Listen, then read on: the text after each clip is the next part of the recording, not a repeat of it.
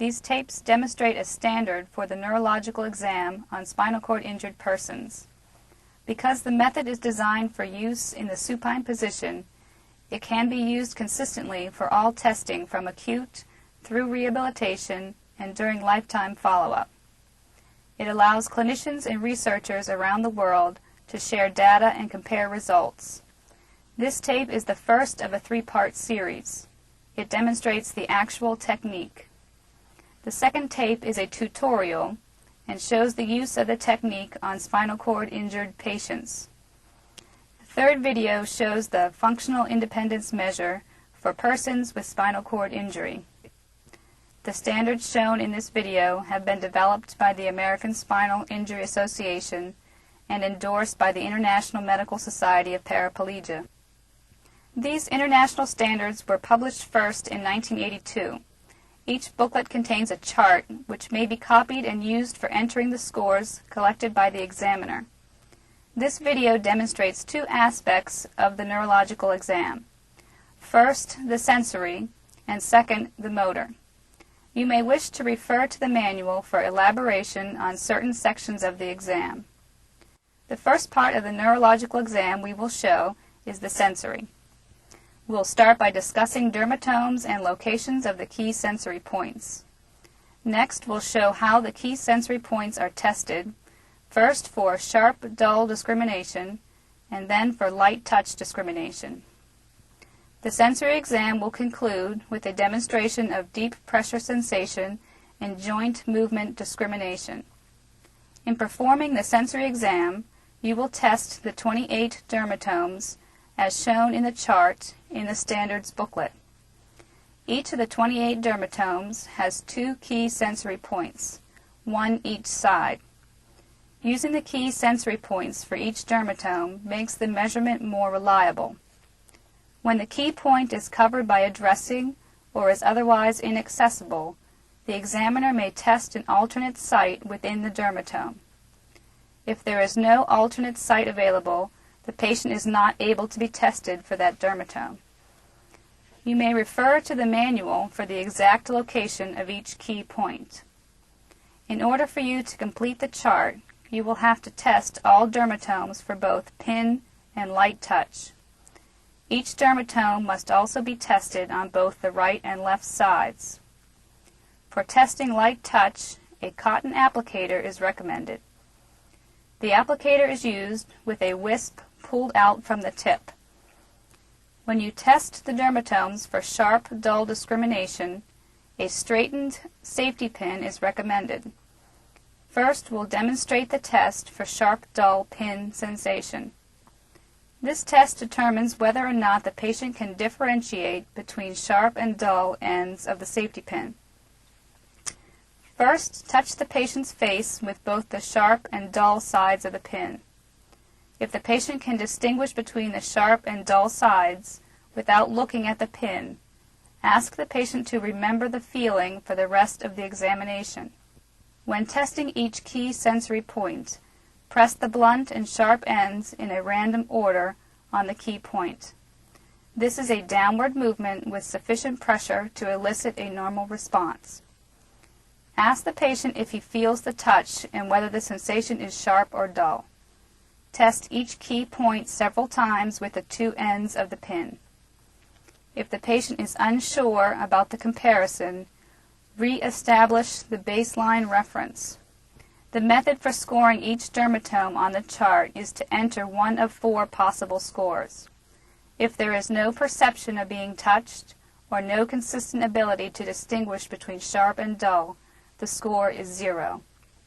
If the patient does differentiate between sharp and dull, but the intensity of the sharpness is greater or less than the baseline, the score is 1. If the patient reliably and consistently distinguishes between sharp and dull and states the intensity of the sharpness is the same as the baseline, the score is 2. Finally, if there is no accessible point on the dermatome due to coverings, tissue damage, amputations, or patient unreliability, enter not testable with the letters NT in the appropriate block. You may wish to note the reason next to the score. At the end of the test, be sure you discard the safety pin in a medical waste receptacle. We will now demonstrate the test for light touch discrimination. This test uses the same key sensory points that were used for pin discrimination. Pull a wisp from the end of a cotton applicator. Touch the patient's cheek using a light stroking motion. The stroke does not exceed 1 centimeter. During this time, the patient's eyes are closed or blocked. If the patient can feel the touch and identify where it is, ask him to use the feeling as a point of comparison. After you have established this baseline, test the sensory points on both sides for each dermatome. There are 4 possible scores. 0, the patient has no sensation of being touched. 1, the patient correctly identifies the touch, but feels it as greater or less than the baseline. 2, the patient correctly reports when he feels the touch and states the sensation is the same as on the face. Not testable when there is no accessible point on the dermatome due to coverings, tissue damage, amputations, or patient unreliability. Enter NT in the appropriate block. At this point, we have learned about dermatomes, key sensory points, and testing for pin and light touch. Next, we will look at techniques for examining dermatomes that are hard to get at when the patient is supine and in traction. We will look at C2, S2, S3, and S4-5. The key point for the C2 dermatome is at the occipital protuberance. Since this is often inaccessible, you may also test the dermatome in the area just behind the patient's ear. When you test the key point for the S2 dermatome, which is behind the knee, you will have to raise the patient's knee as demonstrated here. You may need assistance to do this. When you examine S3, you will need to further raise the knee to reach this point. The key point for the S4-5 dermatome is within 1 centimeter of the anal cutaneous junction. In addition to the pin and light touch parts, there are 2 more tests. These are for joint movement discrimination and for deep pressure. Except for anal sensation, neither of these scores are recorded on the chart. When you test for joint movement discrimination, hold the part of the limb being tested on both the lateral and medial sides and move the joint in alternate directions from a mid-position of its range of motion. The patient's eyes should be closed or blocked during the procedure. Ask the patient to state when he feels movement and what direction the movement is in. Move the limb in each direction more than once and in various degrees of movement. Even small movements of the joint are accurately perceived by people with normal sensation. There are 4 possible scores for this test. The score is 0 if the patient is unable to identify joint position at least half the time. If the patient accurately perceives the joint's position more than half the time, but not 100% of the time, the score is 1. If the patient consistently and accurately perceives even the smallest joint positions every time, the score is 2. If the patient cannot follow directions, or the joint cannot be moved because of fracture, immobilization, or amputation, then mark NT in the appropriate block. The joints to be tested are shown in the manual. The last part of the sensory exam is the examination for deep pressure. For this test, you will use your index finger and apply firm pressure to the pressure point for 3 to 5 seconds. Establish a baseline or point of reference by pressing on the patient's chin. This also establishes the patient's reliability for participation in the exam. Also ask the patient to describe his sensations when pressure is not applied in order to be certain that the perception of deep pressure is reliable. With the patient's eyes closed, ask him to indicate when he feels pressure in the tested location. If the patient has no feeling when you apply pressure, the score is 0. If the patient reliably reports feeling some pressure, the score is 1. As before, if the area is not testable, mark NT. For the location of the 6 key pressure points, please see the manual. The final part of the deep pressure exam is the test for deep anal sensation. This test is sometimes the only initial evidence that a lesion is incomplete. The test is performed by doing a digital rectal exam. Ask the patient if he feels anything. Deep anal sensation is recorded as absent or present without reference to a normal feeling. Also, ask the patient to contract his anus and mark the result in the motor exam. This concludes the section on sensory testing. The next part of the neurological exam is the motor exam. Before starting to view that part of the tape, you may wish to review the materials in the manual. Like the sensory exam, the motor exam refers to the chart in the International Standards booklet. This test is conducted on 5 upper and 5 lower extremity muscles. All 10 muscles are graded on both the left and the right sides. The grading scale for each muscle goes from 0 to 5. The score is 0 for a muscle if there is no palpable or visible contraction. The score is 1 when there is only slight palpable or visible tensing, or when movement is not through a full range of available motion. The score is 2 if there is only a full range of motion with gravity eliminated.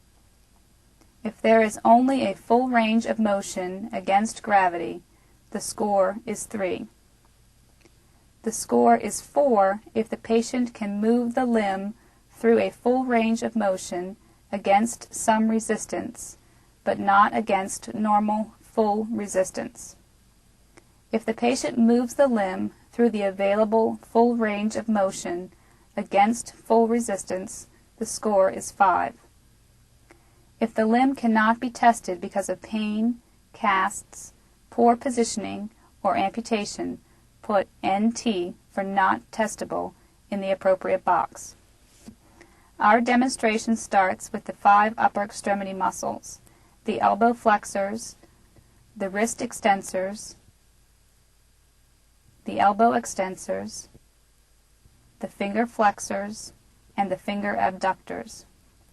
Testing for the C5 motor level is done with the elbow flexors.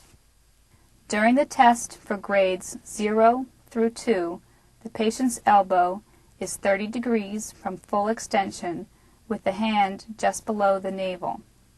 This is the gravity-eliminated position for this muscle. Ask the patient to bring the hand to his nose. If there is no visible or palpable movement, the score is 0. If you see or feel any muscle contraction or slight movement of the forearm, the score is 1. If the patient moves his forearm through a full range of motion with gravity eliminated, the score is 2. For grades 3, the arm is extended and parallel to the chest. If the patient can move through a full range of motion against gravity, the score is 3. For testing grades 4 and 5, you should brace the patient's shoulder with one hand and pull on the volar aspect of the wrist with the other. Note that the hand is supinated during this operation. You will then ask the patient to not let you pull his arm down. If the patient is able to offer some resistance, the score is 4. If the patient offers normal resistance, considering age, weight, and gender, the score is 5. The next test is for the C6 motor level. This is done on the wrist extensors. While you are testing grades 0 through 2, the wrist is in a neutral, gravity-eliminated position with the wrist in full flexion. Ask the patient to dorsiflex his wrist. If there is no visible or palpable movement, the score is 0. If there is a slight movement or muscle contraction, the score is 1. A score of 2 is given if the patient moves the wrist through a full range of motion with gravity eliminated. The tests for grades 3 through 5 are done with the forearm completely pronated and your hand placed on the patient's wrist, which is in full flexion. If the patient moves through a full range of motion against gravity, the score is 3. In testing grades 4 and 5, press against the dorsiflexed wrist in the direction of palmar flexion and ulnar deviation. If there is some resistance, the score is 4. If there is full resistance, the score is 5. The test for the C7 motor level is done with the elbow extensors. While you are testing for grades 0 and 1, the elbow is 30 degrees from full extension with the hand just below the navel. Support the patient's forearm to keep it parallel to the examination table. Ask the patient to straighten his arm. If there is no visible or palpable movement, the score is 0. If there is slight movement or muscle contraction, the score is 1. For grade 2, the elbow is fully flexed. If the patient can extend his arm from a fully flexed to a fully extended position, the score is 2. For grade 3, the upper arm is 90 degrees to the table and the hand is by the ear. If the patient can bring his arm to complete extension, the score is 3. Grades 4 and 5 are tested with the elbow 45 degrees from full extension and the shoulder is at 90 degrees. Grasp the wrist and try to flex the elbow against the patient's resistance. If there is some resistance, the score is 4. If the resistance is maximal or normal, the score is 5. The test for the C8 motor level is done with the finger flexors of the distal phalanx of the middle finger. With the patient's hand in a neutral position and the proximal interphalangeal or PIP joint of the middle finger stabilized, ask the patient to flex the distal phalanx. If there is no palpable or visible movement, the score is 0. If there is any movement that is not a full range of motion, the score is 1. If there is a full range of motion, the score is 2. For grade 3, the hand is supinated and the PIP joint is stabilized. If there is a full range of available motion, the score is 3. Grades 4 and 5 are given by continuing to stabilize the PIP joint and attempting to extend the distal phalanx. If there is some resistance, the score is 4. If there is normal resistance, the score is 5. The test for the T1 motor level is done with the abductors of the little finger. The patient's hand is placed palm down on the table, fingers together. Gently press down on the back of the hand and ask the patient to spread his fingers. If there is no visible or palpable movement, the score is 0. If there is a slight movement only, the score is 1. If there is a full range of motion, the score is 2. Grade 3 is tested with the patient's upper arm perpendicular to the table and his hand over his chest. If the patient moves the little finger through a full range of available motion, the score is 3.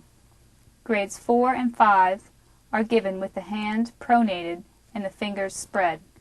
If there is some resistance when you try to force the little finger, the score is 4.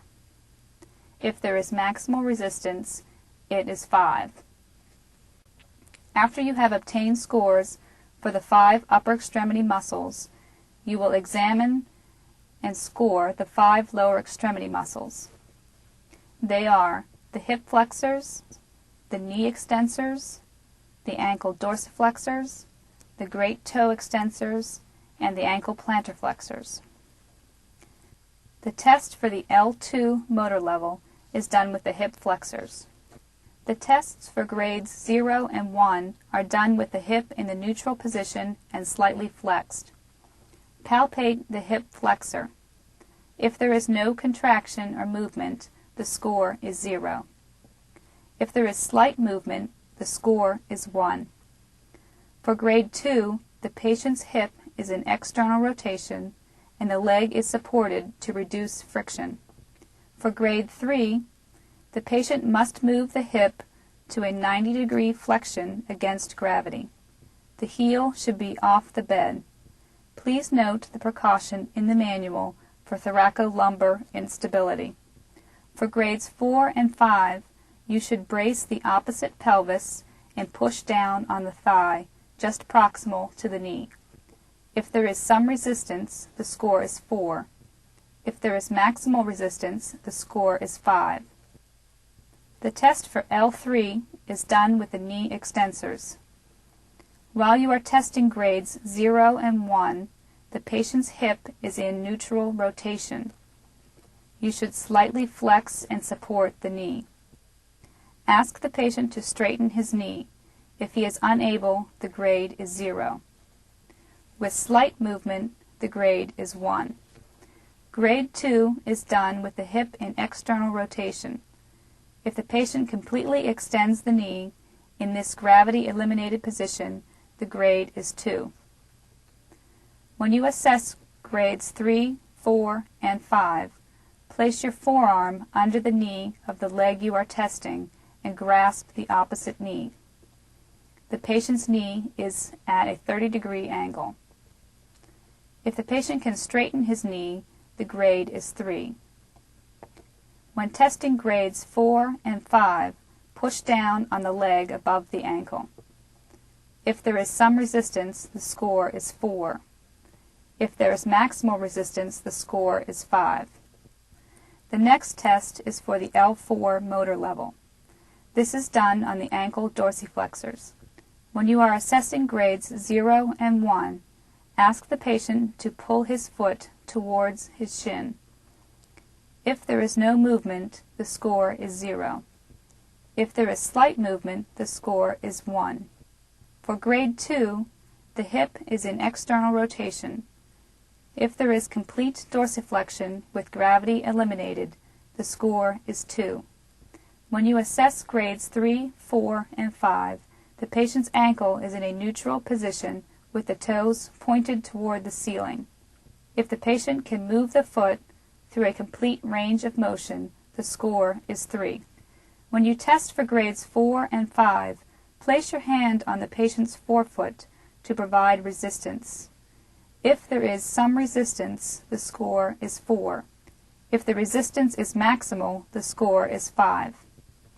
Next, we will test the motor level for L5, the extensor of the great toe. With the foot in a neutral position, ask the patient to bring his toe toward his shin. If there is no movement, the score is a 0. If there is any movement short of a full range of motion, the score is 1. Grade 2 is tested with the hip in external rotation. A full range of motion is a score of 2. A full range of motion against gravity is scored as a 3. For grades 4 and 5, you should resist the extension by trying to flex the toe as shown here. The last motor level you will score is S1. To assess this level, we will use the ankle plantar flexors. For grades 0, 1, and 2, the leg is in external rotation. If there is no visible or palpable flexion, the score is 0. For a slight movement, the score is 1. And for a full range of motion, the score is 2. For grade 3, the hip will be in the neutral position and the knee fully flexed. Ask the patient to plantar flex his ankle, raising the heel off a firm surface. If the patient can lift the heel off the surface with his ankle plantar flexors, the grade is 3. To assess grades 4 and 5, Press against the plantar flexed foot. If there is moderate resistance, the grade is 4. If there is maximal resistance, the grade is 5. This completes the demonstration of the standard neurological exam of spinal cord injured patients. The information contained in this tape is fully detailed in the manual.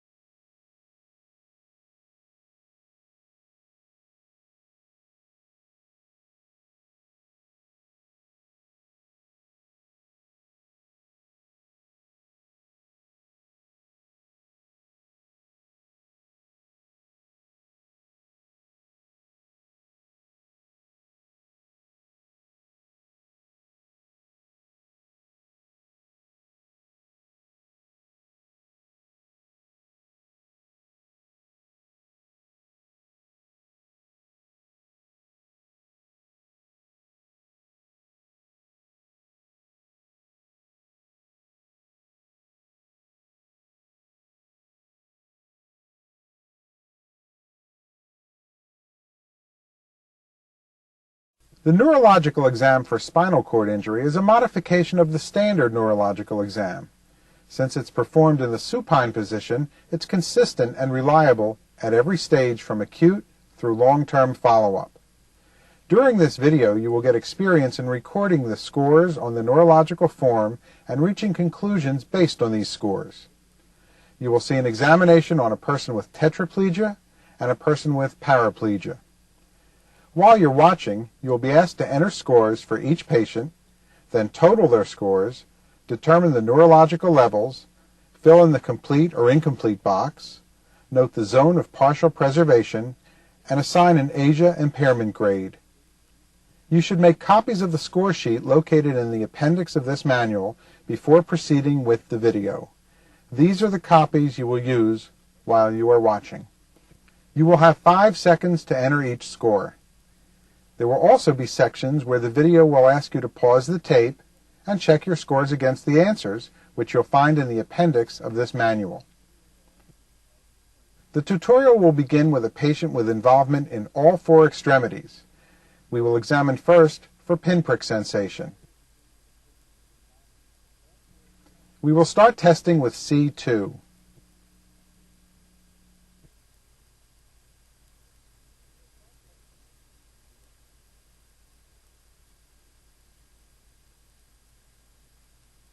The patient reports normal pinprick sensation on his right and left sides. Enter your score now for C2.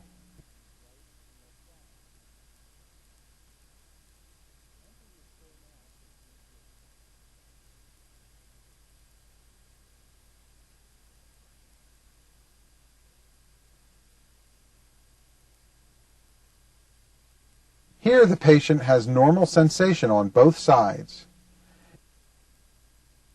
Enter your score now for C3.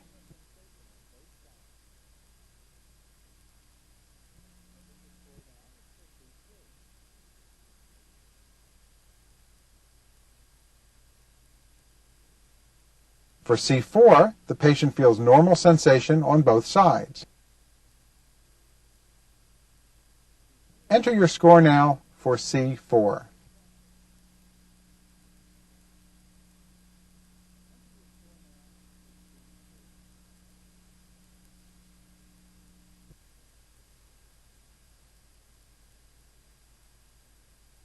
Here the patient feels the pin, but it is not like the sensation on his face.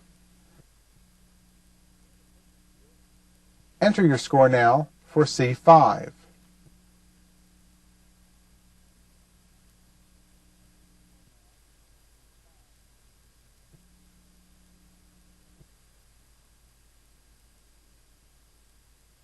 For the C6 dermatome, there is no sensation on either side. Enter your score now for C6.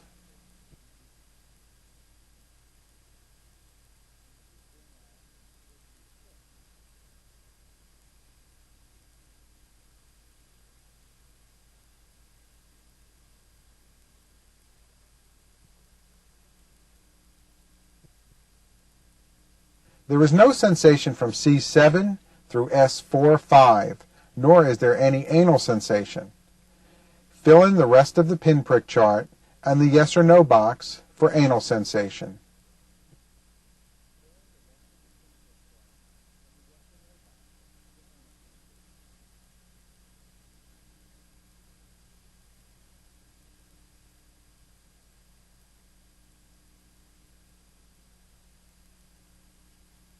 We will only test 3 segments for the light touch exam. First, we'll test C4.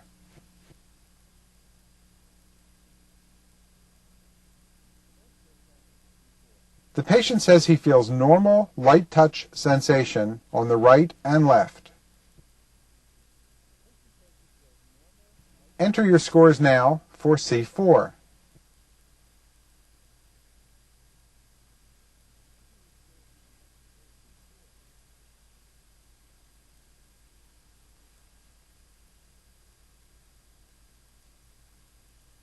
For the C5 dermatome, the light touch feeling is impaired on both sides.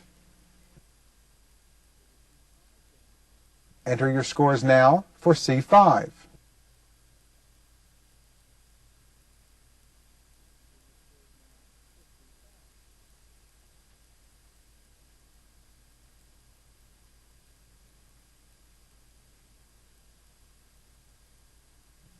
Here the patient has no sensation on either side.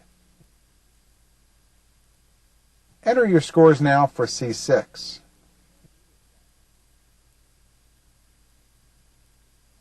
The rest of the light touch scores are the same as the pin scores.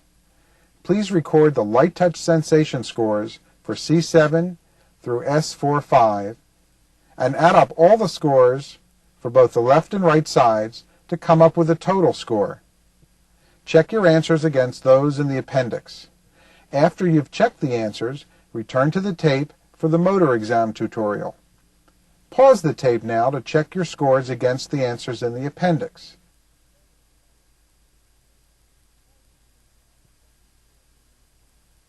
We will now conduct a motor test on the upper extremity muscles of this patient.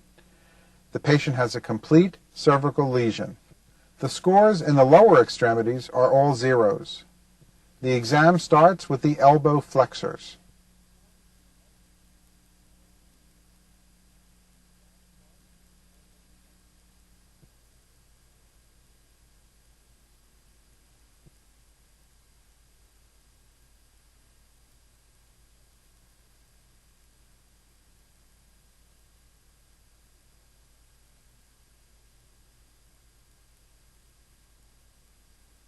He has full normal resistance on both sides in the elbow flexors. Enter your scores now in the C5 box.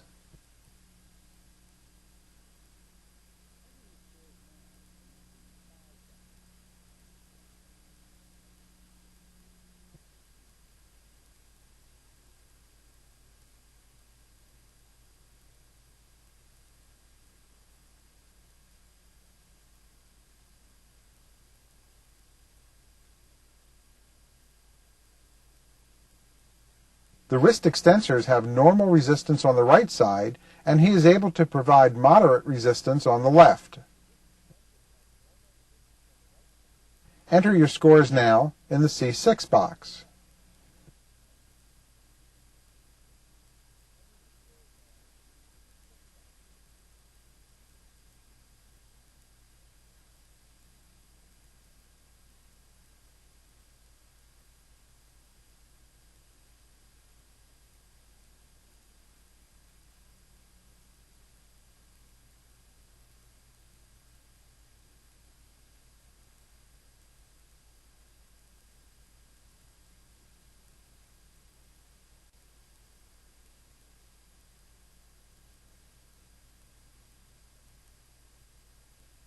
The right elbow extensor has a trace movement, and the left can only move through a full range with gravity eliminated.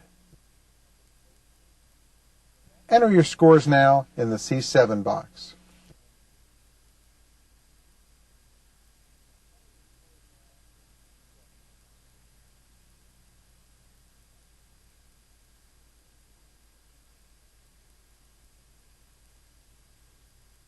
There is no movement in this muscle on either side. Enter your scores now in the C8 box.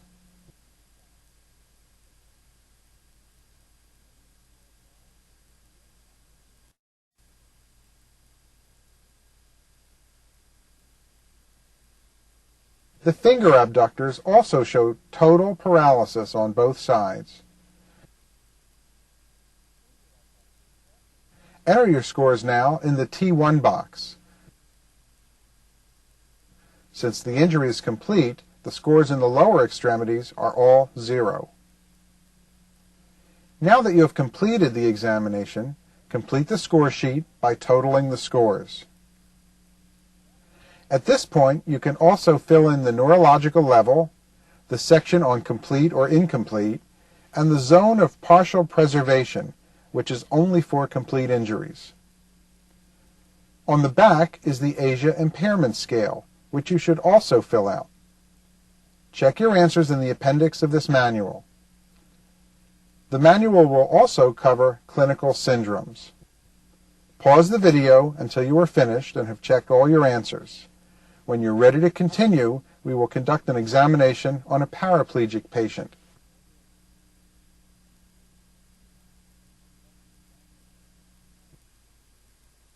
The second case has partial paralysis and sensory loss from the lower trunk down. We'll start with the exam for pinprick sensation. The score sheet is already filled out for dermatomes C2 through T4. The patient has normal pinprick sensation in those areas. We will start testing with T5.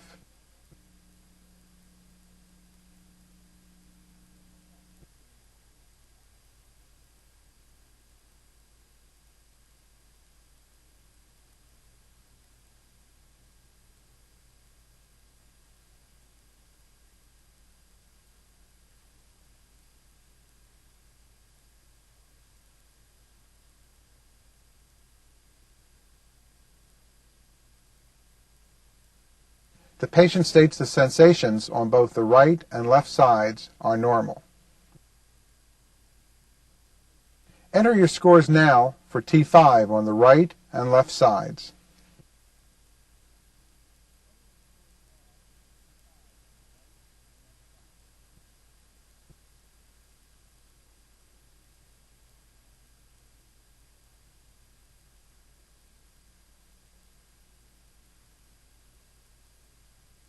Here the patient feels the difference between the sharp and dull ends, but says it's different from the feeling on the face. Enter your scores now for T6.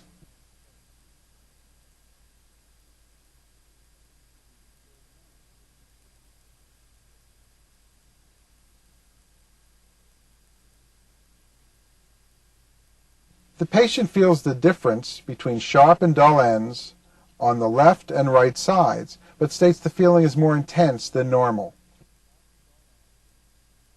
Enter your scores now for T7.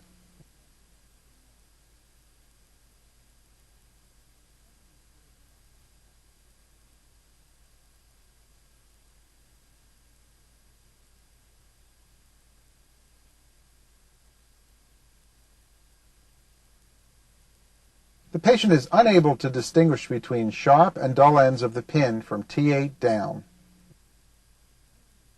Enter the scores now for T8 through S4-5.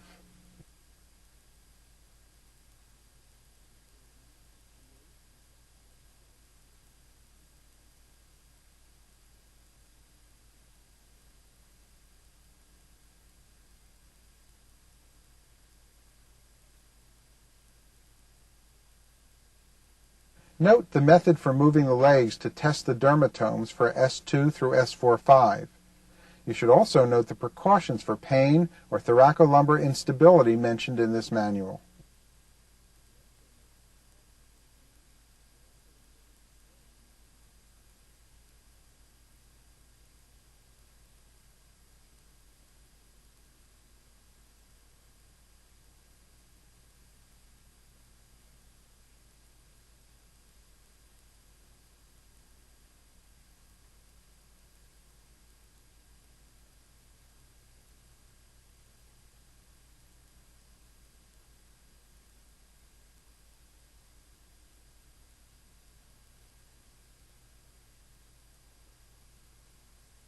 For the S4-5 dermatome, there is no normal sensation, but the patient does feel something.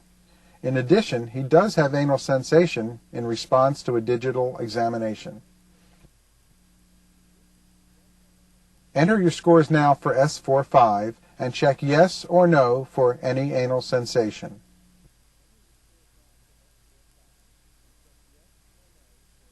For the light touch exam, this patient reports normal sensation from C2 through T5.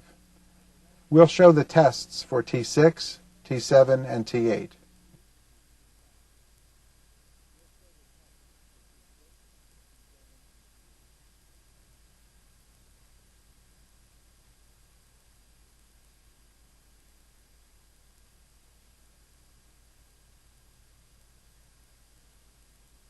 Here, the patient's response is normal for both sides. Enter your scores now for T6.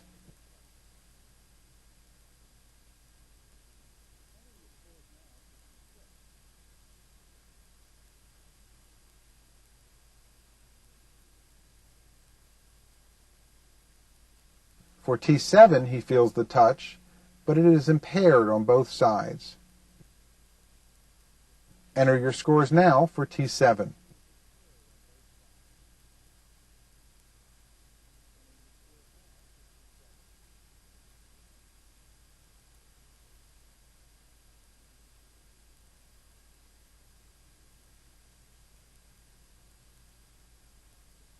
The patient's feeling is also impaired here and for all the rest of the dermatomes, both left and right, from T8 through S45.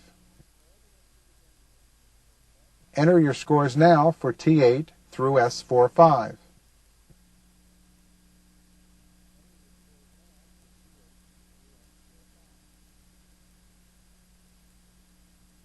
Add up all the scores for both the left and right sides to come up with a total score. Check your answers against those in the appendix. Pause the tape until you are finished, and when you continue, we will do a motor exam and score it.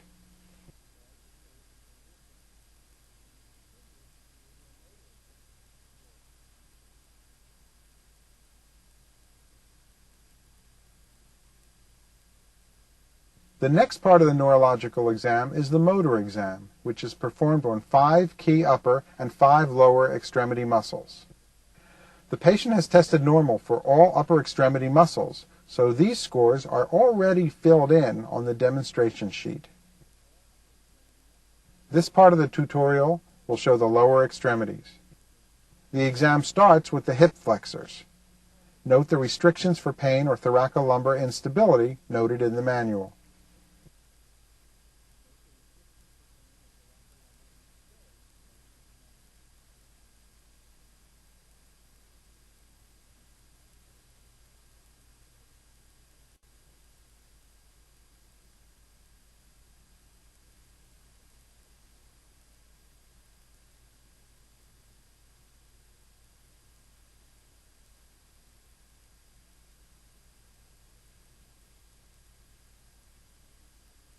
Enter your scores for both sides.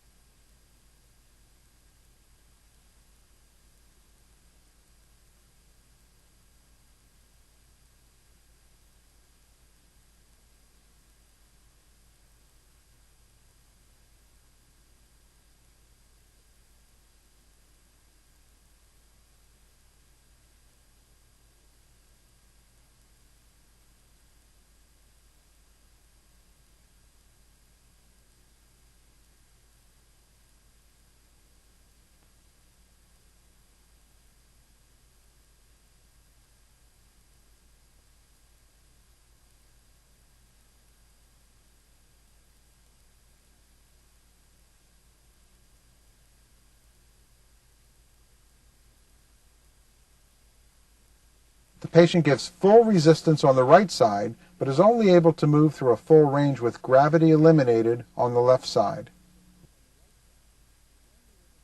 Enter your scores for both sides.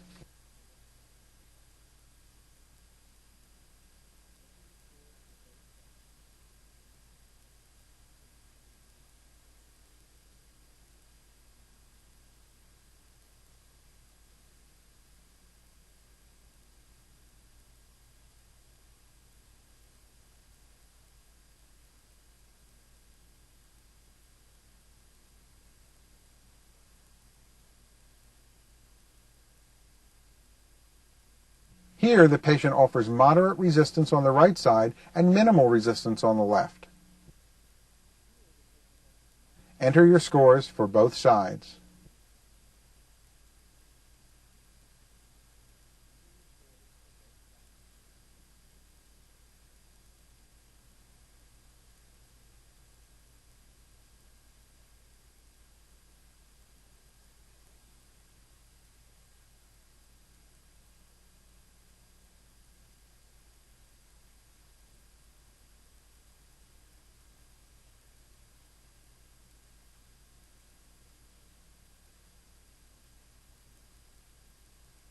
For the long toe extensors, he has only a full range of motion against gravity on both sides.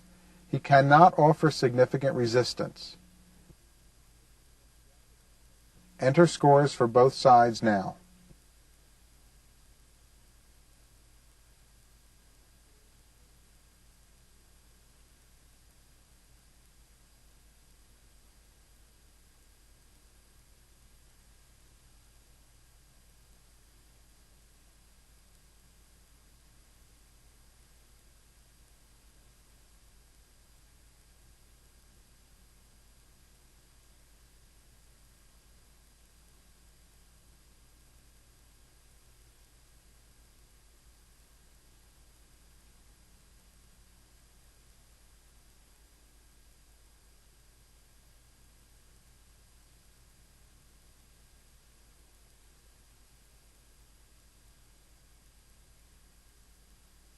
The patient is unable to push his heel all the way off the surface, but he can move through a full range of motion with gravity eliminated. Enter your scores for both sides.